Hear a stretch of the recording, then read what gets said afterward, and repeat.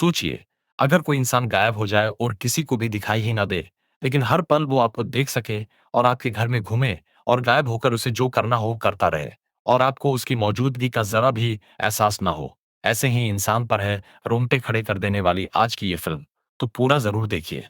कहानी शुरू होती है सिसिलिया नाम की लड़की से, जो आधी रात होने पर चुपचाप अपने घर से रफ्फू चक्कर होने की फिराक में थी। लेकिन वो अपने मज़े के लिए नहीं भाग रही थी दोस्तों। असल में उसका पति एड्रियन एक बेहद अमीर और जीनियस ऑप्टिकल इंजीनियर है। बाहर की दुनिया उसे सक्सेसफुल इंसान मानती है, लेकिन घर के अंदर वही आदमी अपनी पत्नी की जिंदगी को नरक बना चुका है। इसलिए आज परेशान होकर सेसिलिया हमेशा के लिए उससे दूर भागना चाहती थी। सबसे पहले वो बड़ी चालाकी से एड्रियन की दवा में नींद की गोली मिला देती है। जैसे ही उसे यकीन होता है कि एड्रियन गहरी नींद में है, वो अपना सामान पैक करती है।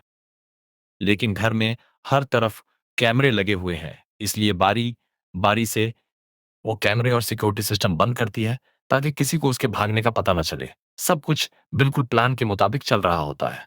तभी गैराज में उसका पालतू कुत्ता आ जाता है। सेसिलिया उसे भी आजाद करना चाहती है, लेकिन जैसे ही वो उसका कॉलर निकालती है, कार का अलार्म जोर से बज जाता है।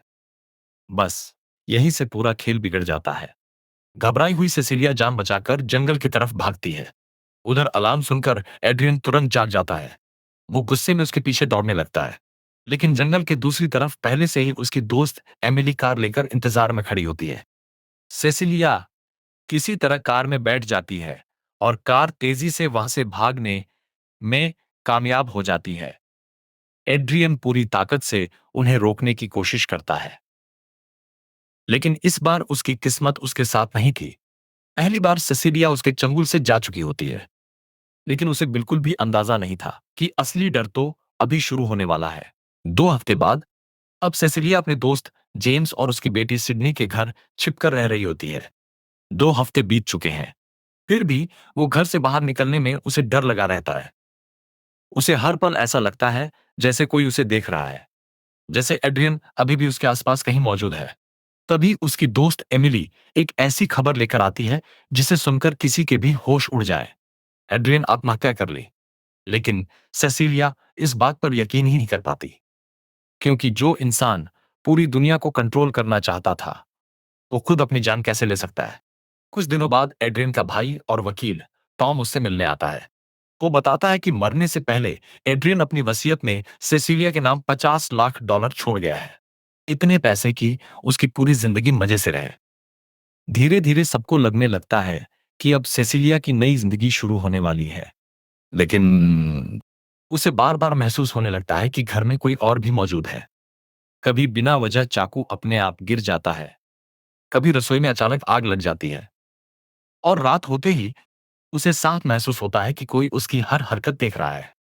वो पूरे घर की तलाशी लेती है, लेकिन वहां कोई नहीं होता।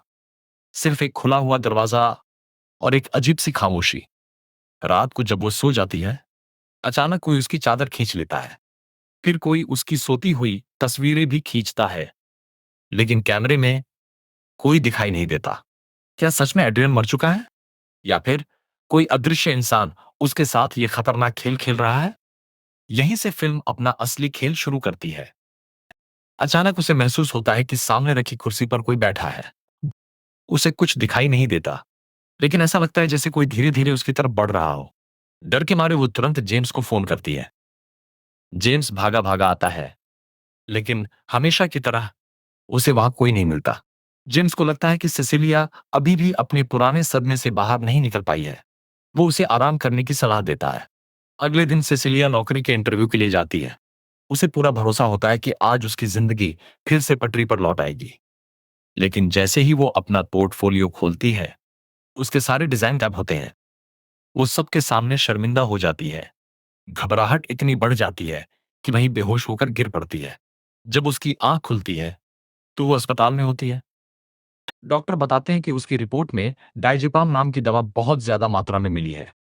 यही वही दवा थी जिससे उसने भागने वाली रात एड्रियन को बेहोश किया था। सेसिलिया हैरान रह जाती है, आखिर ये दवा उसके शरीर में आई कैसे? घर लौटकर वो अपना बैग खोलती है और उसके होश उड़ जाते हैं।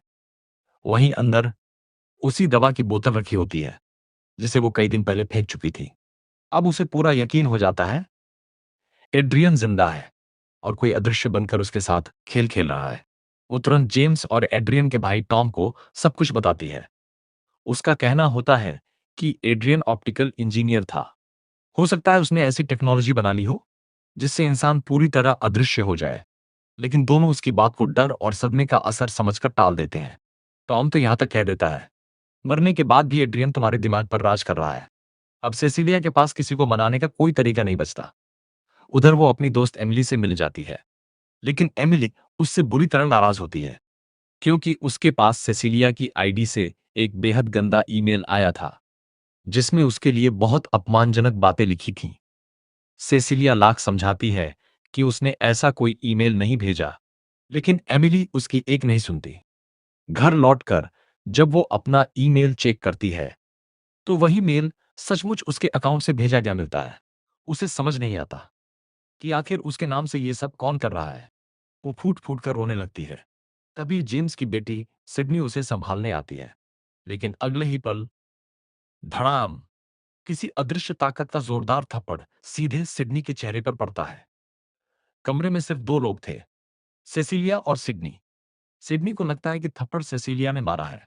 वो रोती हुई अपने पिता के पास चली जाती है। अब जेम्स का भरोसा भी सेसिलिया से उठने लगता है। सब लोग उसे अकेला छोड़ देते हैं, लेकिन सेसिलिया जानती है उसने कुछ नहीं किया। अब उसे यकीन हो चुका था घर में कोई अदृश्य इंसान मौजूद है और आज वो उसे पकड़कर ही दम लेगी। वो फर्श पर पाउडर और धूल फैलाती है ताकि अगर कोई चले तो उसके पैरों के निशान दिख जाए, लेकिन कुछ भी नहीं होता। तभी उसके दिमाग में एक और आइडिया आता है।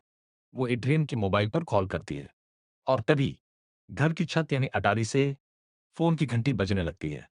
अब सेसिलिया बिना एक पल गंवाए ऊपर दौड़ती है, लेकिन उसे बिल्कुल अंदाजा नहीं था कि इस बार उसका सामना सीधे उस अदृश्य मौत से होने वाला है। अब तक सेसिलिया को पूरा यकीन हो चुका था एड्रियन मरा नहीं है, वो कहीं न कहीं जिंदा है और अदृश्य बनकर उसके साथ खेल खेल रहा है। फोन की घंटी का पीछा करते हुए वो अटारी तक पहुंच जाती है। वहां उसे एड्रियन का मोबाइल मिल जाता है और उसके साथ कुछ ऐसी तस्वीरें भी जो किसी ने उसके सोते वक्त चोरी छिपे खींची थीं।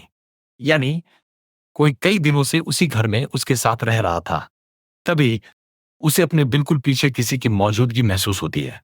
वो बिना एक सेकंड गंवाए पास रखा चाकू उठा लेती है, लेकिन सामने कोई दिखाई नहीं देता। अचानक उसके दिमाग में एक आइडिया आता है। वो पास रखी सफेद पेंट की बाल्टी उठाकर हवा में फेंक देती है और अगले ही पल पेंट किसी इंसान के शरीर से टकराकर नीचे गिरने लगता है। पहली बार उसे उस अदृश्य आदमी की धुंधली सी आकृति दिखाई देती है। अब ये कोई वहम नहीं था, सचमुच कोई इंसान उसके सामने खड़ा था। लेकिन इससे पहले कि वो कुछ समझ पाती, वो अदृश्य आदमी बिजली जैसी रफ्तार से उस पर हमला कर देता है। उसका गला दबाता है, उसे फर्श पर घसीटता है और पूरी ताकत से मेज पर पटक देता है। सेसिलिया दर्द से कराह उठती है, लेकिन हार नहीं मानती। किसी तरह उसकी पकड़ से छूटकर वो घर से बाहर भाग जाती है। अब उसे सिर्फ एक ही जगह याद आती है, एड्रियन का घर। उसे लगता है कि अगर इस रहस्य का कोई जवाब है तो वहीं मिलेगा। वो सीधे उसके सीक्रेट लैब में पहुंचती है और वहां जो चीज उसे मिलती है उसे देखकर उसके पैरों तले जमीन खिसक जाती है। उसके सामने एक हाईटेक सूट रखा था, ऐसा सूट जिसे पहनते ही इंसान पूरी तरह अदृश्य हो सकता था। अब सारी पहेली सुलझ चुकी थी। एड्रियन ने कोई जादू नहीं किया था, उसने अपनी टेक्नोलॉजी का इस्तेमाल करके खुद को अदृश्य बना लिया था। सेसिलिया जल्दी से उस सूट को छिपा देती है, लेकिन तभी उसे एहसास होता है कि अदृश्य आदमी वापस घर में आ चुका है। वो किसी तरह वहां से जान बचाकर निकल जाती है। अब उसे लगता है कि अगर कोई उसकी बात पर, तो वो सिर्फ उसकी दोस्त एमिली होगी। इसलिए वो उसे एक रेस्टोरेंट में मिलने बुलाती है। वो पूरी कहानी बताना शुरू ही करती है कि अचानक एमिली के हाथ में पकड़ा चाकू अपने आप हवा में उड़ जाता है और एक ही झटके में उसकी गर्दन काट देता है। रेस्टोरेंट में बैठे सभी लोग चीखने लगते हैं, लेकिन सबसे खौफनाक बात यह थी, अगले ही पल वही खून से सना चाकू सीधे सेसिलिया के हाथ में आ जाता है।